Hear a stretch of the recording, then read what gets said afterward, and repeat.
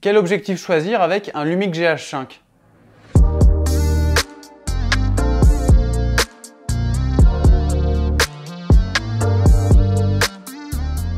Salut à tous! Alors que ce soit en photo ou en vidéo, le choix du boîtier est important, c'est vrai, mais le choix de l'objectif est autant, voire même plus important. Et comme vous, je me suis beaucoup demandé quel objectif il me fallait pour mon GH5. Alors dans cette vidéo, je vais commencer par vous expliquer les 3 caractéristiques à regarder sur un objectif, et ensuite je vous guiderai sur le choix d'un objectif pour le GH5, sachant que ça sera valable pour tous les boîtiers micro 4 tiers de Panasonic, donc le GH5S, le G9, le GH4, etc. etc. Allez, c'est parti! Alors la première chose qui caractérise un objectif, c'est la focale. La focale, ça correspond au champ couvert par votre objectif. Elle s'exprime en millimètres, et plus le chiffre est petit, plus le champ sera large, on parle de grand angle, et plus le chiffre est grand, plus le champ sera serré, on parle de téléobjectif. Par exemple ici on est à 7 mm en grand angle, 12 mm un plan large, 35 mm un plan serré, et 60 mm un plan très serré. Il existe deux types d'objectifs, les focales fixes et les focales variables. Les focales fixes, elles vont être définies par un chiffre, par exemple 17 mm ou 25 mm. L'avantage, c'est qu'elles vont avoir une meilleure qualité parce qu'elles ont été conçues pour un seul angle de vue. Donc c'est plus facile à concevoir et voilà, il y a une meilleure qualité. Par contre, l'inconvénient, c'est que on ne peut pas zoomer ou dézoomer. Ce qui n'empêche pas de se rapprocher du sujet ou de s'éloigner du sujet. Les focales variables, par contre, vont être définies par une plage de focales, par exemple 12-35 mm ou 35-100 mm. L'avantage là, c'est qu'on va pouvoir zoomer ou dézoomer rapidement pour corriger notre angle de vue. L'inconvénient, c'est qu'on va avoir une légère dégradation de l'image par rapport à une focale fixe, parce que c'est un système optique un petit peu plus complexe à concevoir, mais franchement, ça reste une dégradation très minime. La focale est écrite sur votre objectif, parfois avec le petit mm à côté pour millimètres, comme ici mon 17 mm fixe, ou alors sans le mm, comme mon 12-60 variable. Deuxième caractéristique qui définit un objectif après la focale, c'est son ouverture maximale. Alors je vous renvoie à ma vidéo sur l'ouverture que je vous mets ici si vous voulez bien comprendre comment fonctionne l'ouverture du diaphragme d'un objectif. Mais l'ouverture maximale d'un objectif, c'est l'ouverture maximale, c'est-à-dire le chiffre F le plus bas que va pouvoir atteindre cet objectif.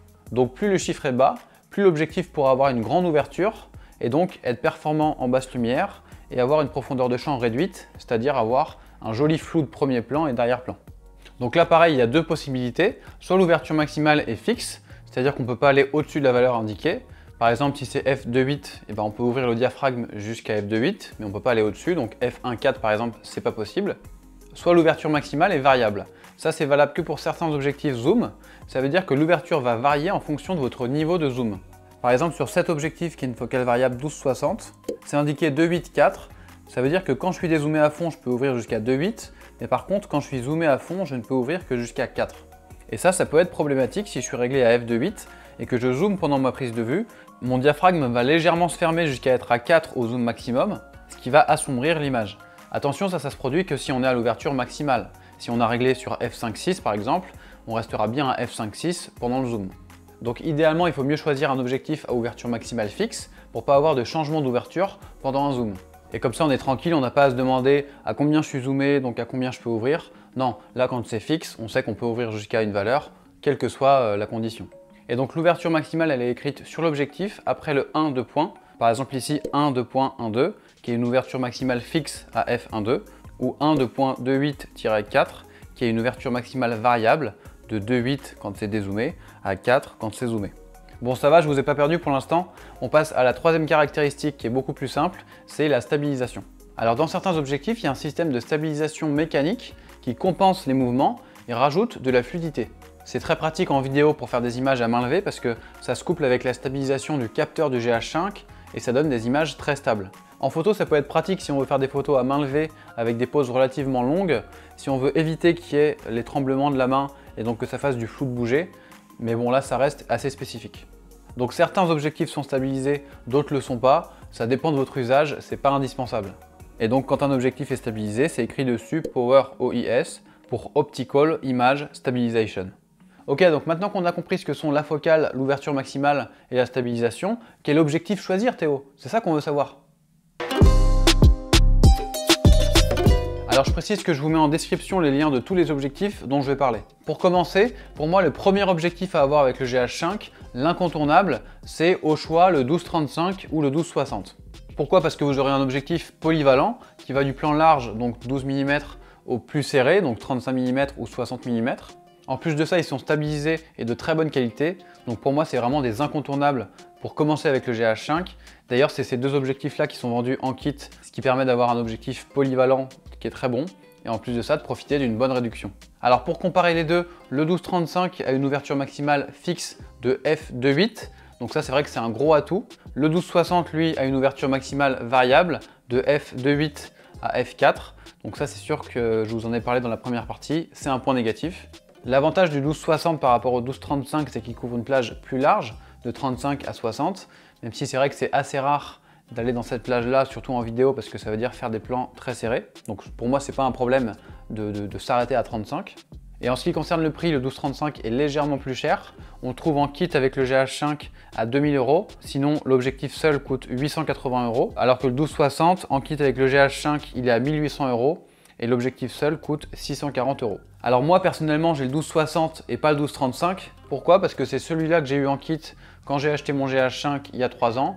Je ne m'étais pas posé la question à l'époque de savoir lequel était le mieux. Je m'étais dit, bon, ça a l'air d'être un bon objectif. Depuis, je l'ai gardé. Il me convient, mais si j'avais à choisir aujourd'hui, j'aurais pris le 12-35 pour son ouverture maximale constante. Parce que c'est vrai que moi, ça m'embête que l'ouverture maximale change en fonction du zoom. Surtout que la différence de prix est quand même assez minime aujourd'hui. Donc moi, je vous conseille plutôt le 12-35. Donc ça, c'est la base, l'objectif polyvalent qui va vous suivre quasiment partout.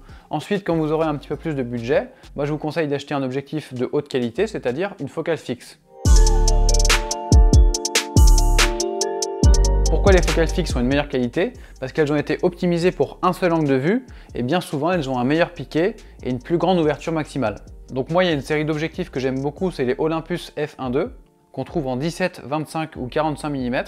Moi personnellement, pour une focale fixe, je préfère 17 mm parce que je préfère avoir un plan un peu plus large, quitte à me rapprocher de mon sujet si c'est trop large, plutôt qu'avoir un truc trop serré et pas pouvoir me reculer. Pour info, là par exemple, cette image que vous voyez, c'est filmé par le Olympus 17 mm f1.2. Le 25 et le 45 mm, ils peuvent aussi être intéressants, mais peut-être plus pour de la photo.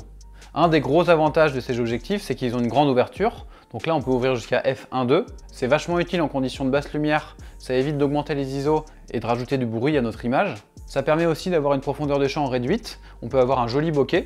Et c'est très utile par exemple pour de l'interview, pour détacher le sujet du fond. Alors par contre, ils ne sont pas stabilisés. Donc ça peut être un X si on veut faire des vidéos à main levée. Donc plutôt s'en servir sur un pied ou avec un stabilisateur. Ce qui m'a fait acheter cet objectif Olympus aussi, c'est le prix.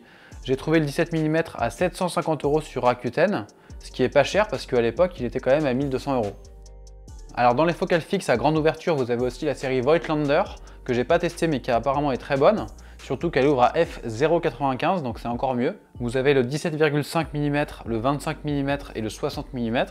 Apparemment, c'est une super qualité de fabrication avec une bague en métal pour la mise au point, et en plus une deuxième bague en métal pour régler directement l'ouverture sur l'objectif. On trouve le 17,5 mm à 1200 €, donc c'est sûr que c'est un budget, c'est plus cher que les Olympus, et ils sont pas stabilisés eux non plus. La dernière focale fixe qui peut être conseillée avec le GH5, c'est le Panasonic 42 mm f1.7. 42 mm, ça veut dire que c'est un angle assez serré, donc ça peut être pratique pour faire des portraits de loin ou alors des gros plans de près, comme par exemple de la nourriture ou des objets. Je ne l'ai jamais testé, mais apparemment il est très bon et il est approuvé par Jérôme de la chaîne Naotech qui s'en sert beaucoup pour ses vidéos et je lui fais confiance là-dessus. Et ses deux gros points forts, c'est qu'il est à 350 €, ce qui est vraiment pas cher pour une focale fixe qui ouvre à f1.7, et surtout il est stabilisé. Donc en général, les focales fixes dont je vous ai parlé, Olympus et Voigtlander, ne sont pas stabilisées. Donc là, ça permet d'avoir une optique à la fois qui ouvre, enfin qui a une grande ouverture et qui est stabilisée. Donc voilà pour les focales fixes. Pour compléter tout ça, vous avez peut-être des besoins plus spécifiques, comme par exemple du grand angle si vous faites des images dans des espaces restreints. Pour ça, je vous conseille le Lumix 7-14 mm, qui sera parfait dans les petits espaces. Par contre, il n'est pas stabilisé, et le gros inconvénient, c'est qu'il déforme beaucoup l'image. Regardez ce qui se passe dans les coins quand je bouge mon cadre. Donc c'est vraiment à réserver aux espaces restreints si on n'a pas le choix. Ensuite, vous avez peut-être besoin d'un téléobjectif pour zoomer très loin. Pour ça, je vous conseille le Lumix 35-100 mm, donc qui permet de faire des prises de vue de loin comme de l'animalier, et l'avantage c'est qu'il est stabilisé. Alors il y a une chose dont je n'ai pas parlé encore, c'est comment adapter un objectif d'une autre monture sur un GH5. Le GH5 lui est en monture micro 4 tiers, mais les autres marques comme Sony, Canon ou Nikon fonctionnent avec d'autres montures. Si vous avez un objectif qui n'est pas en monture micro 4 tiers, il existe un système de bague d'adaptation pour monter un objectif non micro 4 tiers sur une monture micro 4 tiers. Par exemple, si vous avez l'objectif Sigma 18-35 en monture Canon, qui est un objectif très réputé, vous pouvez quand même le monter sur le GH5, soit avec une bague Metabone qui coûte dans les 430 €, soit avec une bague Viltrox qui est d'un peu moins bonne qualité, qui coûte dans les 190 €. Donc on va fixer la bague sur le GH5 et ensuite on va fixer l'objectif sur la bague. Alors personnellement, je suis pas fan de ce genre de manipulation parce que moi je favorise toujours la simplicité. Là, ça rajoute des manipulations à chaque fois avec la bague, l'objectif, et ça augmente le risque de casse, de défaillance optique, etc., etc. Donc je déconseille de le faire, à moins que vous ayez déjà un objectif qui n'est pas en monture micro 4 tiers et que vous vouliez absolument le conserver sur le GH5. En conclusion, pour votre choix d'objectif, moi je vous conseille de commencer avec le 12-35 f2.8 qui est un incontournable. Ensuite, quand vous avez un peu de budget, vous prenez une focale fixe à grande ouverture dans la série Olympus f1.2 ou dans la série Voigtlander f0.95. Si vous avez besoin d'un grand angle, vous prenez le Lumix 7-14. Et si vous avez besoin d'un téléobjectif, vous prenez le Lumix 35 100 mm. Donc voilà pour cette vidéo. C'est vrai qu'il y a beaucoup d'objectifs, donc c'est pas forcément facile de s'y retrouver. Mais en tout cas, j'espère vous avoir suffisamment aiguillé dans votre choix. Si vous voulez aller plus loin avec le GH5, je vous rappelle que j'ai une formation complète dessus, avec 28 modules dont une partie vidéo, une partie photo et une partie générale. Il y a un système de messagerie pour échanger directement avec moi, et il y a un groupe privé pour échanger avec les autres membres de la formation. Si la formation vous intéresse, vous avez le lien en description, et sinon on se retrouve très vite sur la chaîne. Salut!